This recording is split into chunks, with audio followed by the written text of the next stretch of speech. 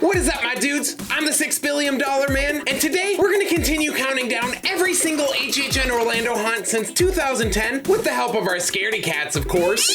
If you haven't checked out part 1, make sure you click that link in the description down below and hit that subscribe button and ring that bell to be notified of mandatory fun and celebrate the haunt season all year long with me. Now let's get to it. Rest in power, friend.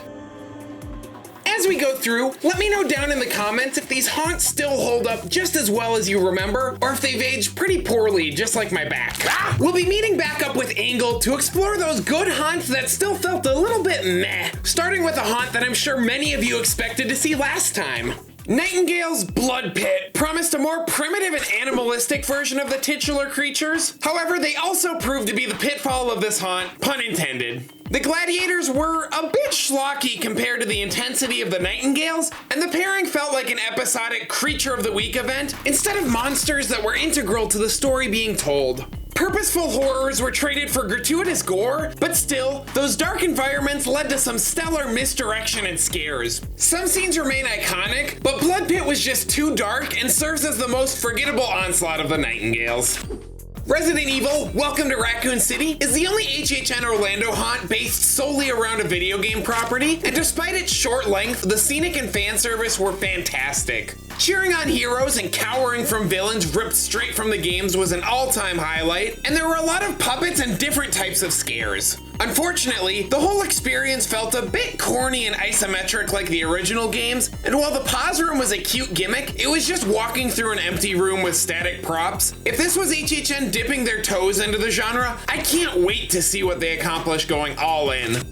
I didn't love 2021's Texas Chainsaw Massacre as much as I had hoped, but I have to applaud the decision to go so out there from what anyone was expecting.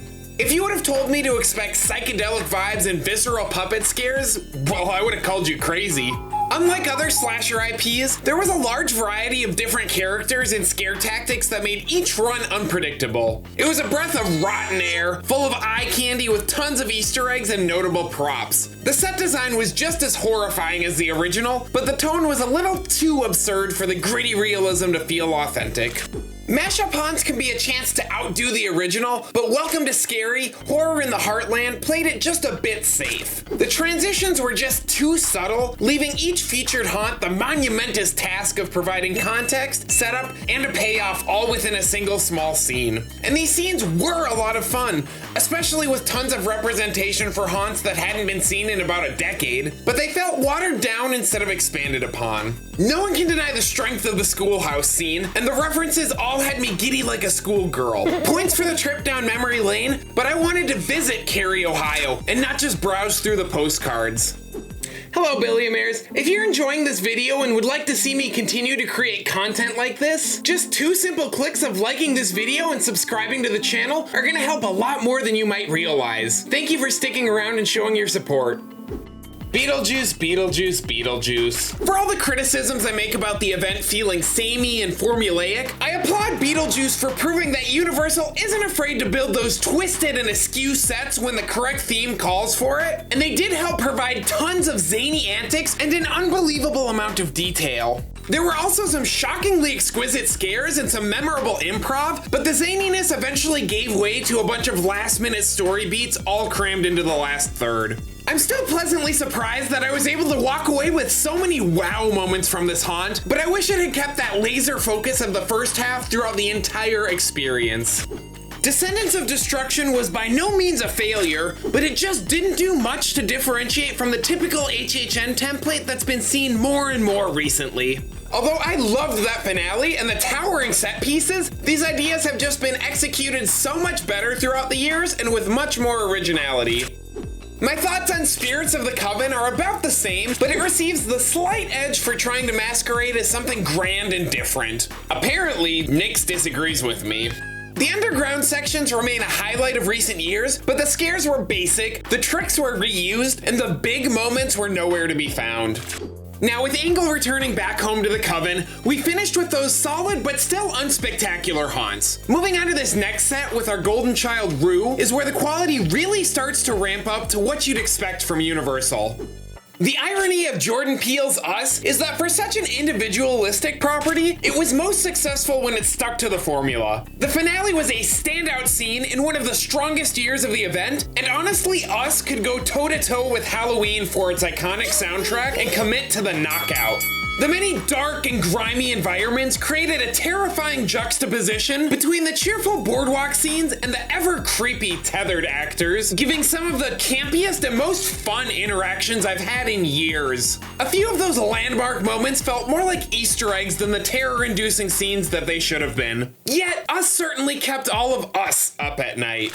The first half of Giggles and Gore Inc. might be the greatest clown-centric haunt of all time. In a factory where evil clowns are created from kidnapped humans, there are sight gags galore. From endless intestines to a dude straight up being brainwashed by Woody Woodpecker cartoons, you just don't get that anymore. Chunks of flesh and viscera everywhere with the most vicious clowns around. Unfortunately, it was very short, and the incredibly dangerous discarded clowns were just some angry sticky dudes in dark hallways.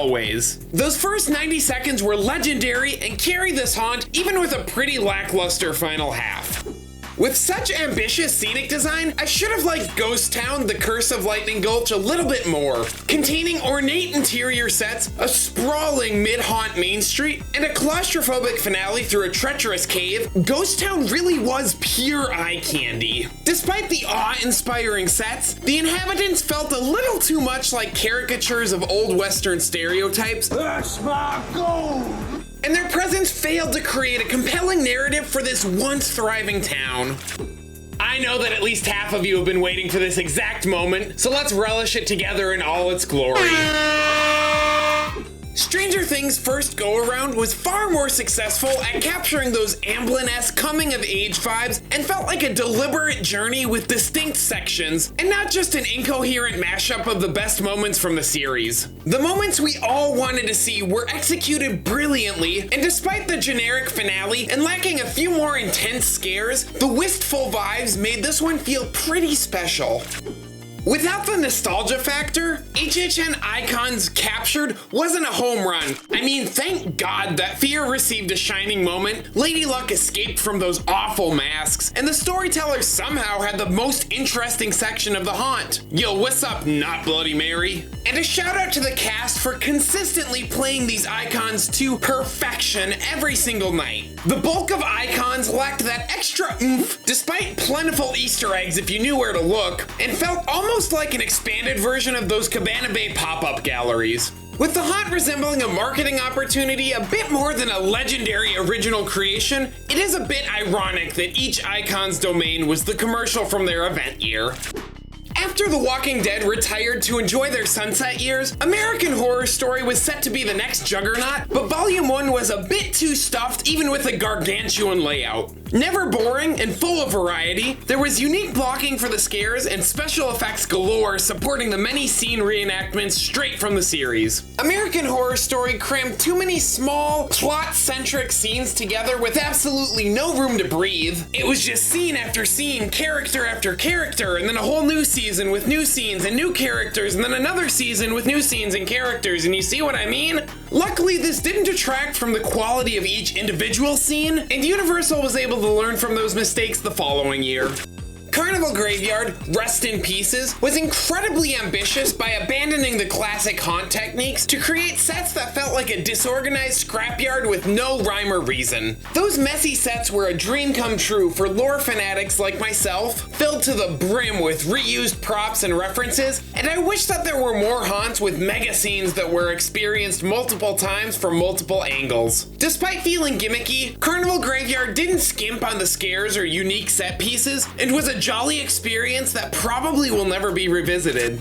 Scary Tales, Deadly Ever After fumbled a bit with inconsistent execution, but it deserves praise for the incredible scope and vision of the Wicked Witch's castle. Like those warped fairy tales themselves, the castle scenes all put a twist on a familiar HHN staple and created some of the best execution of those concepts ever, both from a scenic and scare standpoint. Between those scenes, the classic fairy tales were portrayed with stellar design, and I can't fault Universal for expanding upon the classics, but some of the lesser known stories seem to exist only to pad out the length. I was hoping for a few memorable dark horse scenes, but all will be forgiven if the next Scary Tales features a hallway full of decade-old Facebook memories.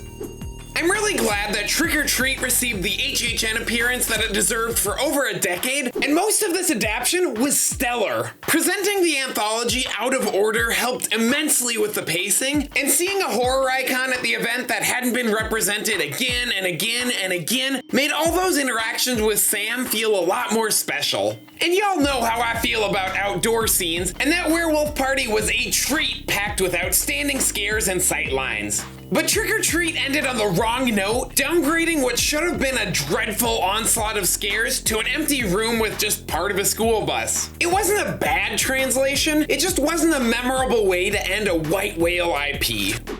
Hive remains one of the most grim haunts in HHN Orlando's history. There weren't many awe-inspiring set pieces or standout scenes, just an incredibly realistic atmosphere of being trapped and hunted in a decaying suburban house. The dark, dingy lighting created harsh shadows which only heightened the suspense, and these vampires were ruthless with their double-team scares. While the similarities to the Conjuring films are quite obvious in the sets, I think I'm much happier that we got Hive instead.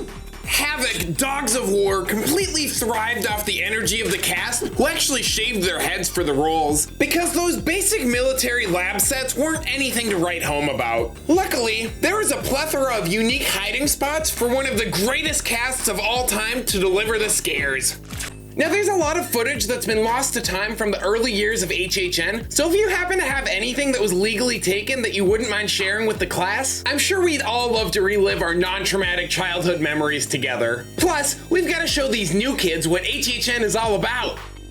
I've said it before, and Ghostbusters proved it. HHN should be a celebration of all things horror, because gore and jump scares aren't needed for a successful haunted experience. Beginning with scenes so kooky and whimsical, the comedy succeeded where Ash vs. Evil Dead failed, and it took a lot of innovation to translate those trickier scenes. The towering set designs and the dazzling array of special effects felt like new territory for the event and made up for any awkward transition moments. While it may have lacked a bit of a punch, Ghostbusters proved that Universal can knock some IPs out of the park and provide tons of variety within a single haunt. Body Collectors, Recollections, was the one original property during HHN 25 that didn't seem like completely forced fan service. Full of different scare tactics and nostalgic yet unique environments, this was a successful way to revisit some landmark original properties and some legendary scenes without them feeling too stale. The winter theme was a nice glow up with an added layer of dread and beauty. Now if only those Jack and Eddie babies could have gotten a makeover too. The Walking Dead, No Safe Haven, was the second installment of the series and was a bit of a mixed bag. For every sprawling and well-designed scene was an area that felt a bit rushed and incomplete. Still, the walker fatigue hadn't yet begun, and there were many boundary-pushing and cleverly designed scares to ratchet up the intensity. For what it's worth, the Prison Yard Gauntlet may be one of the most adrenaline-inducing segments I've experienced in a haunt ever. Never sleep on the power of chain link fences, both literally and figuratively. I still think the first Universal Monsters haunt was good, but not great, and it felt like Universal treading the waters to see if the classic still resonated with audiences after the whole Dark Universe debacle. It's evident that this was a labor of love, but I found the quality to be a bit inconsistent. While some monsters received incredible sets that translated their stories with remarkable effects and blocking, others felt sidelined with basic boo-hole setups despite plentiful opportunities to do something more. Some scenes are so ingrained in pop culture that it's impossible to fault Universal for playing the greatest hits so well, and luckily each entry in the Universal Monsters series has only grown in quality and confidence. There's absolutely no doubt that Cabin in the Woods was an outstanding haunt full of faithful recreations of the most crowd-pleasing scenes, but it also didn't quite feel like it utilized the concept to the fullest potential. For the insane amount of recognizable monsters, it would have been nice to see more representation of the less humanoid creatures, especially since the cube hallways were 20% of the haunt. That said, the cabin scenes didn't skimp on the detail. I mean, just look at how gorgeous and layered these sets are. Still, the brisk length meant that those epic moments felt underutilized, and while the film was a surprising journey full of twists and turns, the haunt itself was just a pretty straightforward crowd pleaser. I really loved Welcome to Silent Hill for actually feeling like walking into a video game, and there's just no feeling like hearing that siren sound as the ash falls from the sky. With tense, claustrophobic scenes and Pyramid Head's big boss arena, there were plenty of opportunities for the creepy atmosphere to shine. Rarely has HHN verged into unsettling nightmare territory like this, which was bolstered by the incredibly terrifying costuming that brought many uncomfortable interactions to life. And of course, we've got to talk about the sexy nurses around every turn. Lethal, quick, and grotesque, they were a highlight amongst all the twisted creatures. With such a discomforting atmosphere, walking through Silent Hill really does change you, and I can only hope to return one day. And with almost half of HHN Orlando tallied up, I'd say we bid my sweet Rue a farewell for now. It's crazy that there are so many haunts left with such superb quality. Thank you, everyone, and never forget that no matter where you are in the world, you matter to me, and I know that you can get to where you want to be. You've just got to try at it every single day. I promise it gets easier. Now, until next time, go make the world a better place. 6 Billiam signing off.